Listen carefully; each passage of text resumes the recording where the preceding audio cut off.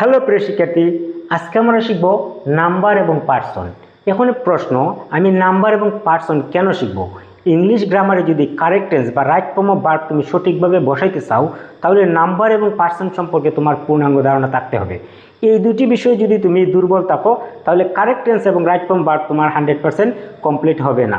এখন আমরা দেখবো আজকে একবারে বেসিক থেকে, জিরো থেকে হিরো, নাম্বার এবং পার্সন নিয়ে বিস্তারিত আলোচনা আজকে আমরা করব। প্রথমত আমরা দেখে নিই নাম্বার কত প্রকার এবং কী কী।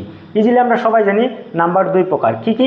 একটি পাইছি সিঙ্গুলার নাম্বার, একটা আমরা পাইছি কি প্লুরাল নাম্বার, যাকে বাংলাতে আমরা বলতে পারি এক বচন এবং বহু বচন। এগুলো আমরা ছোটোবেলা থেকে শিখেছি এবং জানি। নেক্সট আমরা কয়েকটি এক্সাম্পল দেখলে একটু কনসেপ্টটা ক্লিয়ার হইব। A boy is running, the cat drinks milk. এখানে বয় এবং ক্যাট, এই যে বয় এবং ক্যাট আছে, দুটোই কি সিঙ্গুলার। আমরা যদি একটা এক্সাম্পল দেখি প্লুরালের ক্ষেত্রে, তাহলে অনেকটা ইজি হয়ে যাব। এক্সাম্পলগুলো দেখলেই, বয়েজ আর প্লেইং, ছিল ইজ, কিন্তু এখন কি হয়ে গেছে আর হয়ে গেছে। কেন হয়েছে? নাউনটা প্লুরাল, ভার্বটা তোমার কি নিতে হবে? প্লুরাল নিতে হবে। এবং cats drink milk, they work hard. এই যে এখানে বয়েজ এবং ক্যাট যে আছে, প্রত্যেকটি কি আছে? প্লুরাল। সাবজেক্টে কি আছে? দে, তারা, অনেকজন, প্লুরাল। ইজিলি আমরা কনসেপ্টটা বুঝতে পারছি। এখন আমরা শিখব সিঙ্গুলার থেকে কিভাবে প্লুরাল করতে হয়।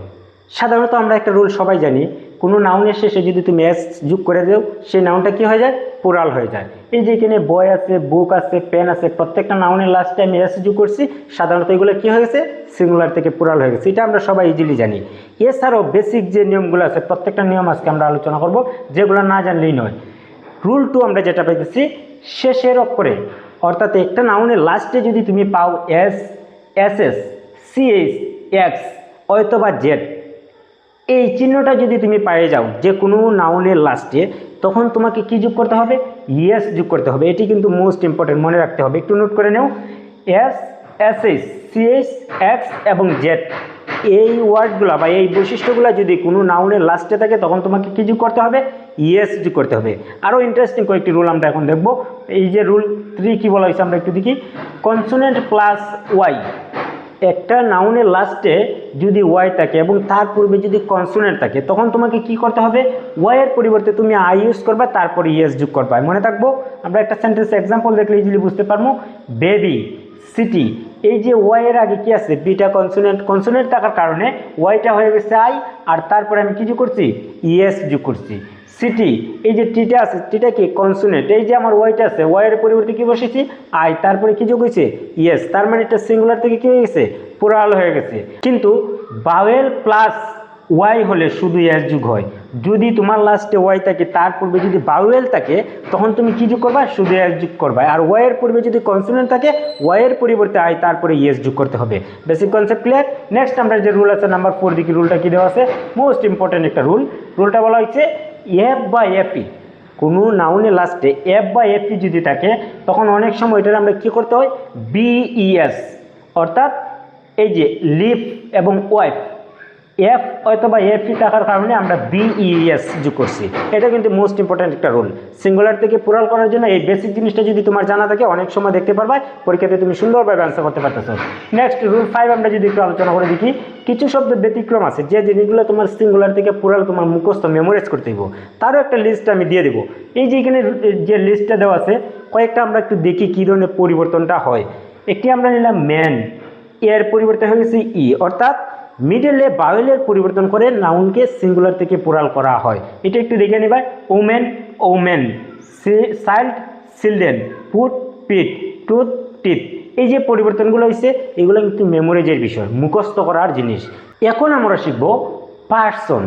এই যে first person, second person, third person. Person কত প্রকার? 3 প্রকার। এটা আমাদের সবার জানা আছে, কিন্তু তারও একটু নমুনাটা আমরা দেখে নিই। Person, meaning, pronoun. এই যে আমরা পাইতেছি পার্সন কত প্রকার? First person, second person, third person. Easily আমরা বলতে পারতেছি 3 প্রকার। ফার্স্ট পার্সন আমরা যদি মিনিংটা একটু দেখি, আমি বা আমরা, তাহলে আই এবং উই, তাকে আমরা কি বলতেছি? First person. সেকেন্ড পার্সন তুমি বা তোমরা, ইউ, শুধু ইউকে আমি কি বলতেছি? Second person. থার্ড পার্সন সে বা তারা, বলতেছি হি, শি, ইট, দে বা কোনো ব্যক্তি বস্তুর নাম, তাদেরকে আমি কি বলতেছি? Third person. তুমি এইভাবে একটু ছন্দের আকারে মনে রাখতে পারো। আমি, তুমি ছাড়া, ববে আছে যারা, তাদেরকে বলা হয় কি? থার্ড পারসন, আই হইতেছে আমি ফার্স্ট পারসন, ইউ হইতেছে তুমি সেকেন্ড পারসন, আর অনুপস্থিত যে ব্যক্তিবর্গ আছে সবাইকে বলা হয় third person. Concept clear? Easily আমরা এখান থেকে কনসেপ্টটা ক্লিয়ার করতে পারি। এখন নাম্বার এবং পারসন একত্রে আমরা একটু ইউজ করে দেখি কোনটা কিভাবে ইউজ করতে হয়। প্রথমত প্রশ্ন হচ্ছে সাবজেক্ট, নাম্বার, পারসন। সাবজেক্টটা যদি আমি আই ধরি, এটা কোন, এটা কি সিঙ্গুলার না প্লুরাল? একটু চিন্তা করো নাম্বারটা এটা বলা হয় সিঙ্গুলার। এটা কোন পারসন? First person. উই কোন ধরনের সাবজেক্ট? Plural subject. তাহলে এটা আমি কি কইতেছি? First person.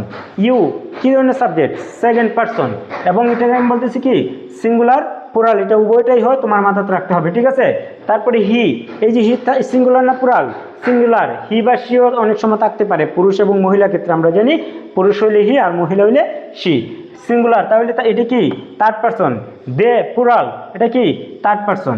এই যে আমরা পারসনের যে বেসিক জায়গাটা দেখলাম, আমরা যখন টেন্স পড়ছিলাম, দেখো একটা টেন্স ছিল প্রেজেন্ট ইন্ডিপেন্ডেন্ট টেন্স বা সিম্পল প্রেজেন্ট টেন্স। এখানে আমি বলছিলাম সাবজেক্ট যদি থার্ড পারসন সিঙ্গুলার নাম্বার হয়, ভার্বের শেষে এস বা ইএস যোগ করতে হয়। এখানে সেই রুলটা এখানে আলোচনা করছে। প্রেজেন্ট ইন্ডিপেন্ডেন্ট টেন্সের ক্ষেত্রে সাবজেক্টটা যদি থার্ড পারসন এবং সিঙ্গুলার নাম্বার হয়, আজকে থেকে তুমি তো জানো থার্ড পারসন কোনগুলো এবং সিঙ্গুলার কোনটা আর প্লুরাল কোনটা, ইজিলি তুমি কনসেপ্ট শিখে নিছো। সাবজেক্টটা যদি থার্ড পারসন হয় এবং সে যদি সিঙ্গুলার হয়, তাহলে ভার্বের শেষে এস বা এস দিতে হয় কোন টেন্স অনুযায়ী?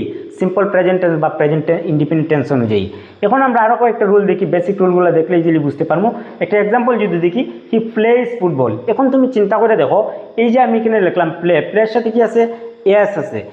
তাহলে আমি পূর্বে কইছিলাম যে ভার্বের সাথে যদি তুমি এস ইউজ করো, এটা হয়ে যায় সিঙ্গুলার, আর নাউনের সাথে যদি তুমি এস বা এস যোগ করো, তখন সেটা হয়ে যাবে প্লুরাল। তাহলে অমরজিৎ গোজ টু স্কুল। কিন্তু অন্যদের ক্ষেত্রে এস বাই এস হয় না। তুমি আই এবং ইউ এগুলোর সাথে কি এস বাই এস দিতে পারবা না। কখন দিবা? সাবজেক্টটা থার্ড পারসন হতে হবে, ফার্স্ট পারসন বা সেকেন্ড পারসন হলে হবে না। এখন আমি তোমাদের জন্য ফিল ইন দ্য ব্ল্যাঙ্কস এখানে 3টে রেখেছি, তুমি দেখো তো কারেক্ট আনসার করতে পারো কিনা। এই যে আমরা নাম্বার এবং পারসন শিখলাম, তার অনুকূলে এখানে 3টা সেন্টেন্স দেওয়া আছে, কোনটা তুমি ফিল ইন দ্য ব্ল্যাঙ্কে বসাইতে পারো সেটা কমেন্ট করে একটু জানাও।